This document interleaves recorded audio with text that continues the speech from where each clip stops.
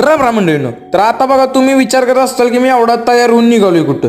तर बघा, असा विषय झालाय की लय दिवस झालं बघा आपण देवाला गेलो नाही. त्याच्यामुळे मग म्हणलं आज जाऊया आपलं माकडजाई देवीचं दर्शन घ्यायला. आणि नेमकं बघा आज आपलं नाना पण बघा माकड जायला निघालं होतं.